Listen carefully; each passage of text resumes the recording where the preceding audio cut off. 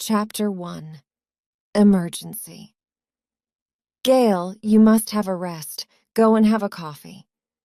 Gail looked round. Dr. Kennedy was standing behind her. She looked down at the man in the bed. "He's okay," said Dr. Kennedy. "I'm here now. Go on. You're tired." Gail smiled. "Are you sure?" she said. "You've been here for 5 hours. You can't work all night. Come back in 20 minutes. "But it's Saturday night. We're always very busy on Saturdays." "Go on," said the doctor. Gail looked at him. He was tired, too. Saturday was always busy in the casualty department. There were road accidents, fights, and all the other emergencies. "All right," she said. "I'm going." She walked to the coffee machine and bought a cup of coffee. Then she went to the small office for nurses and sat down. The coffee wasn't very good. She didn't like coffee from machines. Gail took a newspaper from the desk and opened it. She looked at 1 or 2 stories. They weren't very interesting. Then she stopped. There was a big picture of Alex Hale on the page. She liked his new record. What was it? Ah, yes, Midnight Party. She read the story. New face in Midhurst, concert tonight. Alex Hale is singing in Midhurst tonight. Alex was the singer in the rock group New Face until last year.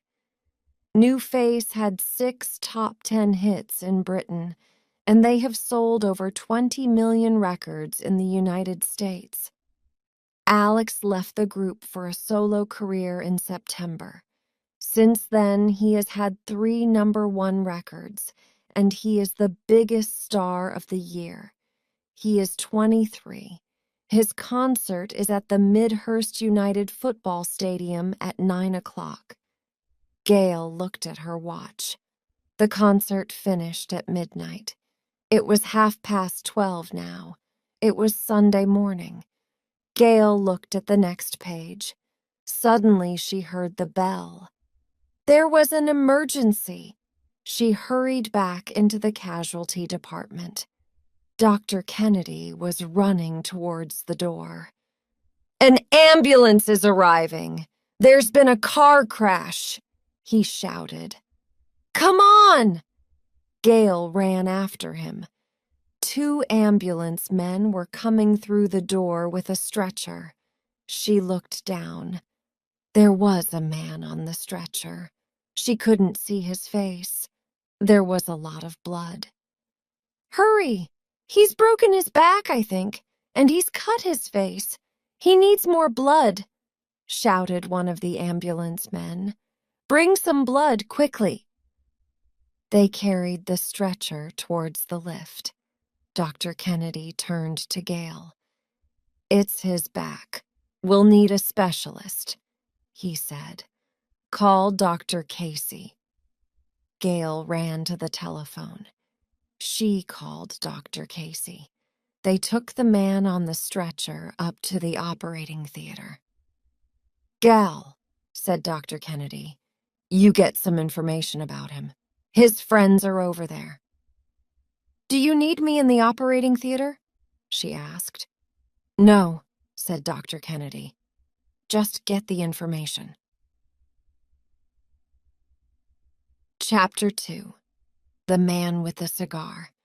Gail walked towards the door. 2 men were standing there.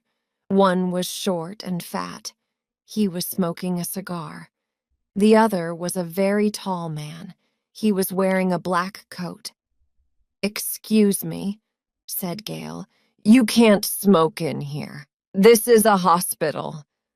The short man looked at her for a moment. "What?" he said. "You can't smoke in here, I'm sorry." The man threw his cigar on the floor. He put his foot on it. "Is that all right, nurse?" he said. Gail looked at the cigar. Her face was red. I need some information, she said. For the hospital. Can I ask you some questions? Questions, said the man. What questions? First, what's his name? Said Gail. The man looked at her. You don't know? He said. Where have you been for the last year? No, I don't know, said Gail. And I'm very busy, so what's his name? The short man looked at the other man. She doesn't know Alex, he said. Everybody knows Alex, said the other man. Are you going to answer or not? Said Gail. The man looked at her for a moment. She didn't like his eyes. They were small and very cold. That, my darling, is Alex Hale. That's Alexhay. Thank you, said Gail. She was thinking about the story in the newspaper. Alex Hale, the singer. How old is he? The man laughed. He's 29, he said. In my newspaper, he's 23, said Gail. Yeah, said the man. In the newspaper, he's 23.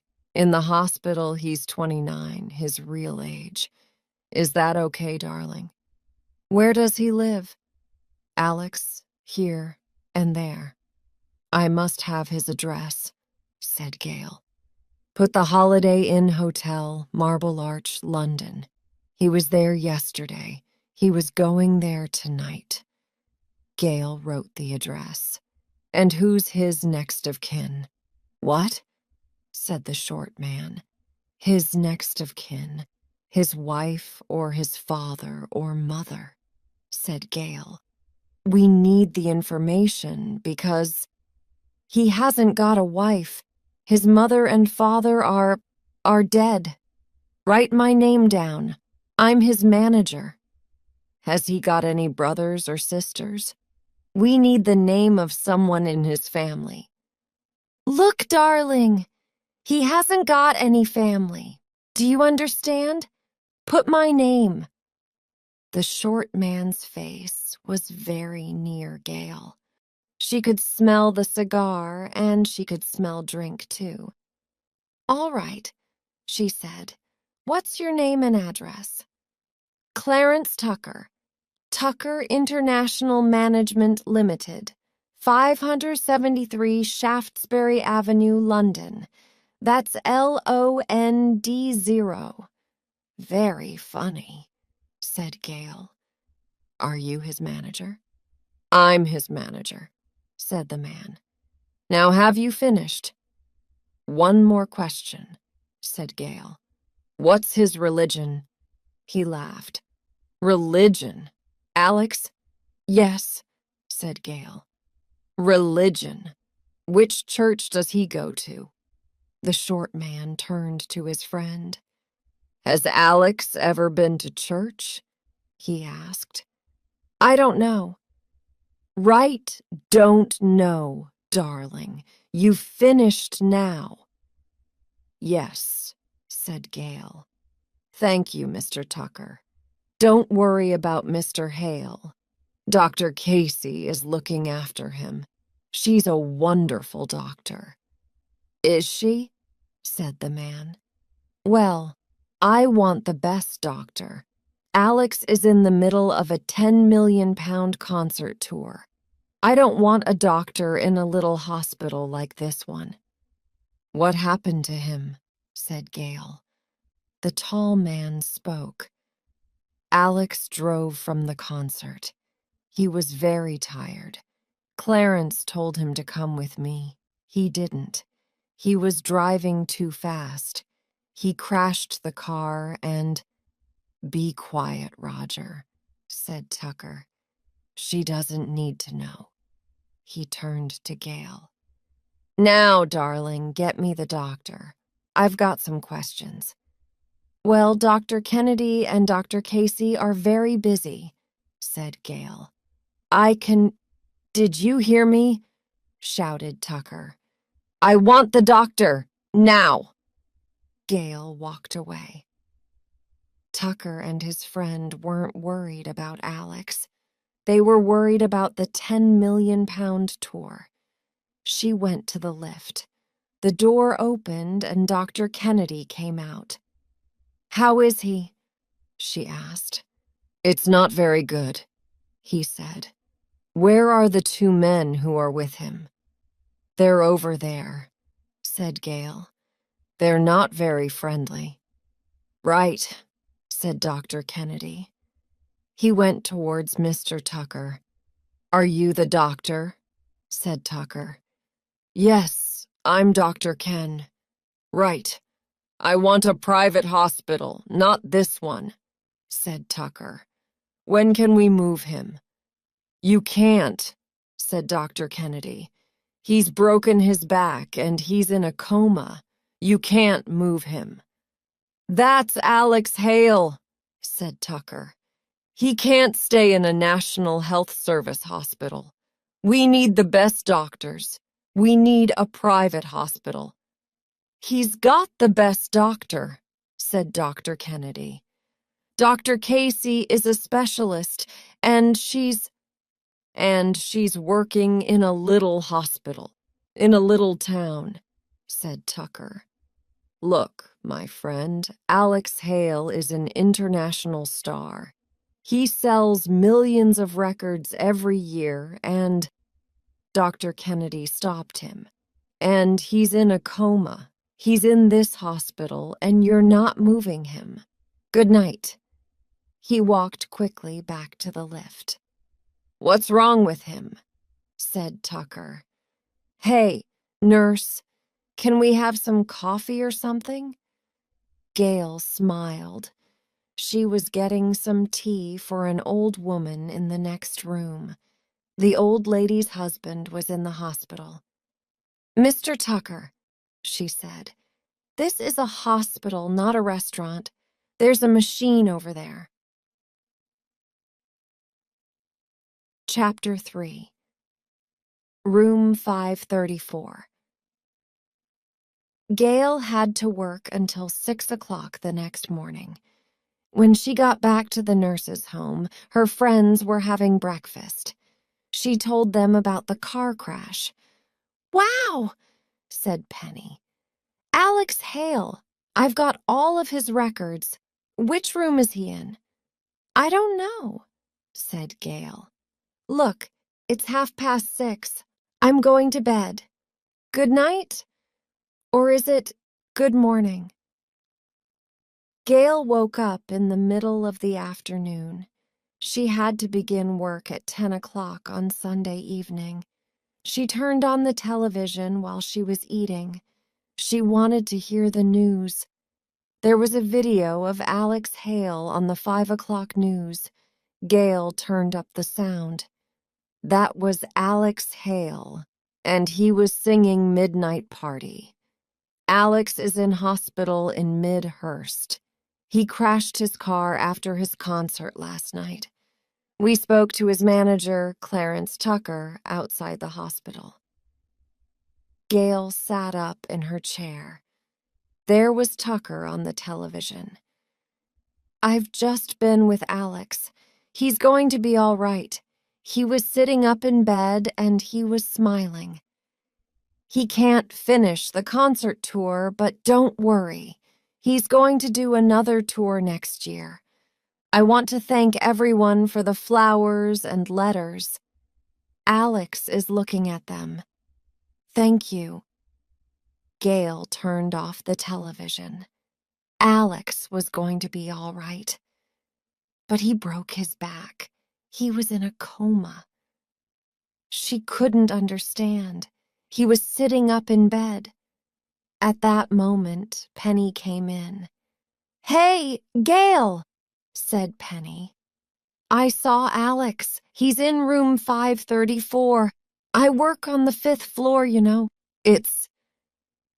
And is he sitting up and smiling? Said Gail. Penny sat down. What? She said. Is he sitting up and smiling? He's in a coma, said Penny. He broke his back. You know that. His manager, Mr. Tucker, was on television. He said Alex is sitting up and smiling. Ah, said Penny. I understand. Dr. Casey spoke to us today. We mustn't speak to the newspapers or television about Alex. Tucker spoke to the head of the hospital. You can't see Alex's face, you know. He cut it in the crash. And he can't move. It's terrible. It wasn't very busy on Sunday evening. At 11 o'clock, Gail had to go to the 5th floor for Dr. Kennedy. She had to get some medicine. She got the medicine and walked back to the lift. Then she saw the tall man in the black coat. He was standing outside room 534. She stopped for a moment, then walked over to him. Hello, she said. What are you doing here? Oh, it's you. I'm waiting here.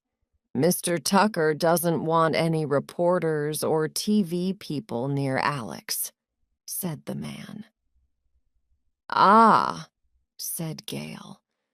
Excuse me. I'm just going to have a look at him, she thought quickly. Dr. Kennedy asked me to look at him at 11 o'clock. I'm late. The nurse on this floor looked at him 10 minutes ago, said the man.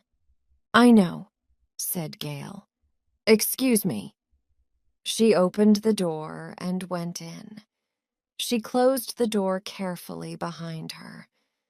There was Alex in the bed. He was in a coma. She couldn't see his face. There were a lot of bandages round it. She looked at the machines round the bed. They were all right. She opened the door and walked out. The head nurse from the 5th floor was there. Nurse, she said, can I speak to you? In my office? Gail looked at the man in the black coat. He was smiling. Yes, said Gail. They went to the head nurse's office. Sit down, said the head nurse. What were you doing in room 534? Why? Asked Gail. You don't work on this floor. Mr. Hale can't have visitors. This afternoon, about 20 nurses came to this floor. They wanted to see him. This is a hospital, not a rock concert. I'm from the casualty department, said Gail. I was there last night, when they brought him in. I was worried about him. I had to come here for some medicine. Dr. Kennedy wanted it. I just looked in the room. I'm sorry. I see, said the head nurse. Well, don't do it again. Do you understand? Yes, said Gail. I am sorry. She left the office and went towards the lift. The man in the black coat smiled at her. Good evening, nurse, he said, and goodbye. I'm not going to see you on this floor again, right? Chapter 4. A New Face. It was 2 weeks later. Gail was working in the office in the casualty department. The telephone rang. Gail picked it up. Casualty, she said. Hello, this is Dr. Casey. Could I speak to Dr. Kennedy, please? Just a minute, said Gail. She went and got Dr. Kennedy. He picked up the phone. Gail sat down again. Kennedy here. Oh, hello, Josephine. What? But they can't. They have? When? No? And where are they taking him? Why can't they tell you? That's terrible. Yes, yes. See you later. He put the phone down. He was very angry. Gail could see that. She waited. "That was Dr. Casey," he said. "Mr. Tucker has taken Alex Hale from the hospital." "But he's in a coma," said Gail. "Yes, they took him in a private ambulance. They're going to a private hospital. Dr. Casey is very angry." Gail often thought about Alex. One evening, a few months later, she was watching television in the nurse's home. It was a rock music program. "And now we've got the new record from Alex Hale. It's Saturday night, and here is Alex. He's going to sing it for us. Alex had a car crash a few months ago, and he's had plastic surgery. So it's a new face for a new face. You remember Alex was in the group, new face 2 years ago, and here he is, Alex Hale." The music started. And there was Alex. Well, his hair was the same, his clothes were the same, but it was a new face. Plastic surgery? Yes, he cut his face badly. But what about the broken back? What about the coma? Gail listened carefully. Then she stood up. "That's not Alex," she said. "It's not." Then she thought, "But where is Alex? What's happened to him?"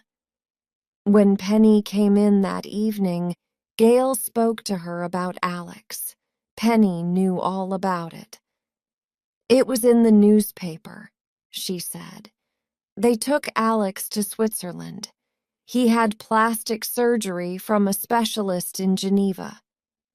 "But he broke his back. You know that, Penny. You saw him." "Well, he's all right now," said Penny. "I've seen him on television. He was dancing." Chapter 5. An Old Friend. The next Saturday, Gail was shopping in Midhurst. She was looking for some new trousers. She went into a clothes shop in the high street and looked at some pairs of jeans. £55. Everything was expensive. She stopped and listened to the music in the shop. Saturday night. They were playing the record in all the other clothes shops that afternoon, too. It's going to be a big hit, maybe #1, thought Gail. "Gail!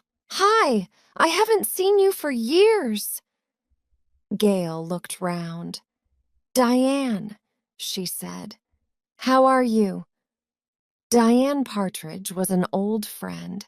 They were student nurses together 5 years before. "I'm fine," said Diane. "Come and have a coffee. I want to hear all your news." They went to a cafe and got 2 coffees. Gail opened her handbag.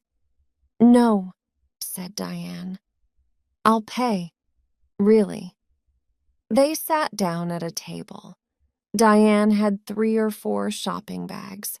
She put them under the table. "New clothes," she said. "What are you doing now?" asked Gail. "I'm working at a small private hospital. It's near Frampton. It's a wonderful job.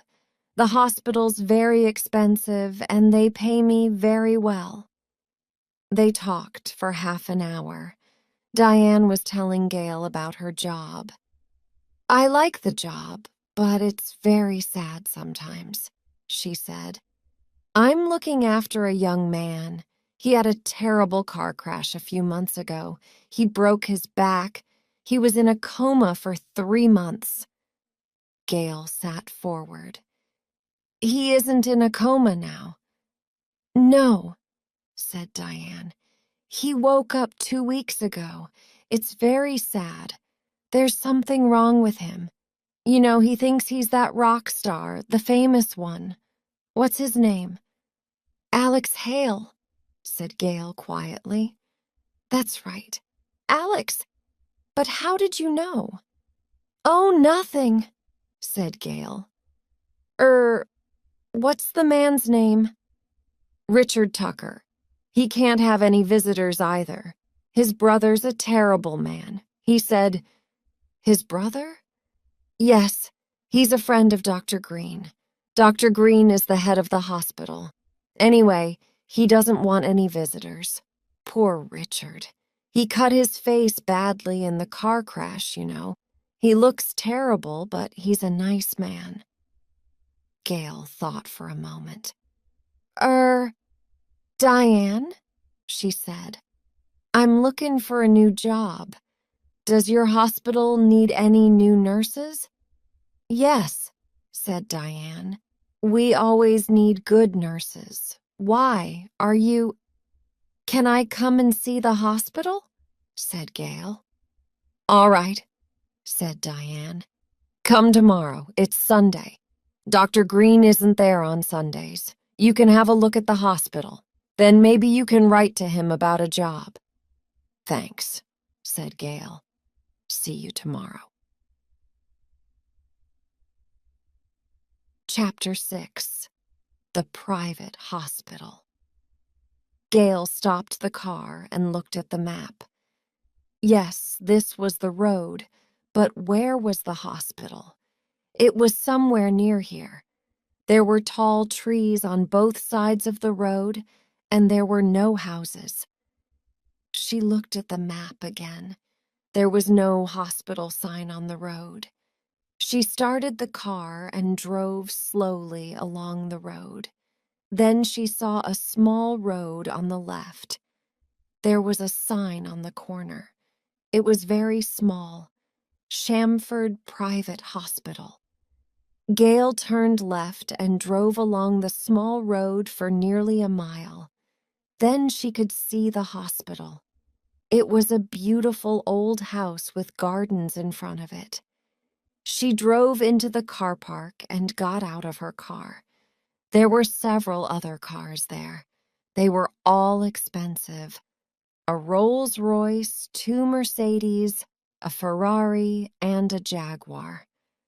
She looked back at her old Mini and smiled. It looked very funny in the middle of all those big cars.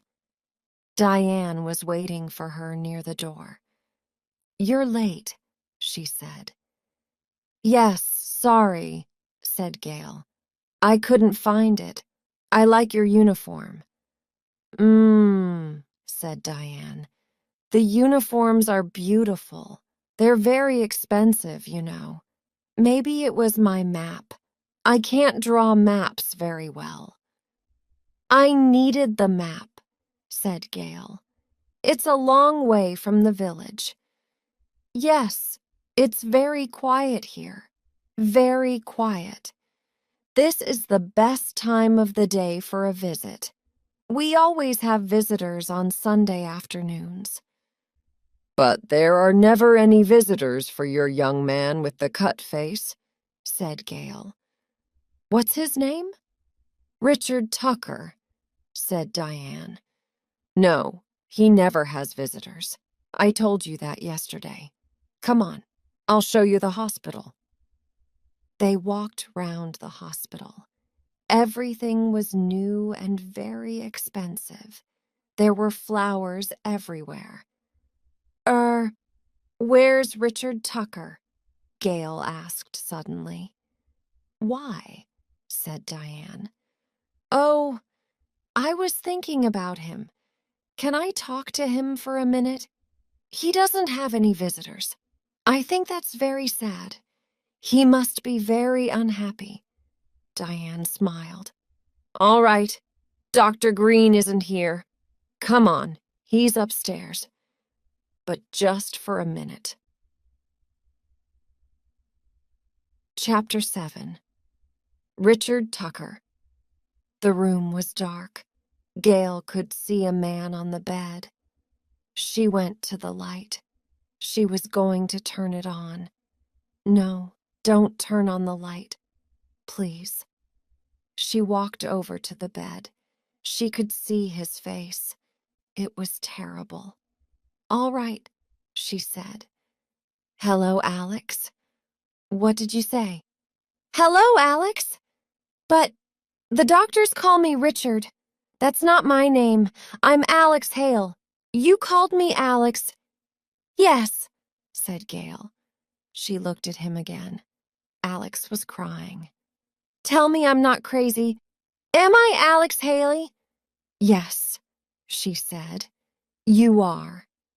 She sat on the bed and held his hand. Why am I here? I can't move. It's my back. I broke my back. Nobody comes here. Why? Have you got any family? She said. Yes, I've got a sister in Australia, Catherine, but she hasn't been here. She doesn't know, said Gail. Tucker hasn't told her. Tucker? Where's Tucker? Said Alex. He can't come in here. He can't. You're afraid of Tucker. Alex was crying again. I'm a prisoner, he said. Who are you? You're not with Tucker, are you? No, I'm not, said Gail. You needn't worry. Do you want to get out of here? Really? Yes, replied Alex quietly. Gail smiled. Don't worry, she said. You're going to be out of here, and in a real hospital, tomorrow. She walked to the door. I'll see you tomorrow, Alex. Don't worry. Diane was waiting outside. Poor Richard, she said. He's crazy. Yes, poor Richard, said Gail. Oh, is there a telephone here? I want to call someone. Yes, said Diane. There's a phone over there. Gail walked to the phone and picked it up. She opened her handbag and took out a piece of paper. She read the number again. Then she pushed the buttons on the phone. That's it. It was ringing. A man answered the phone. Hello, this is the Daily News. Hello, said Gail. Can I speak to a reporter? I've got a story for you.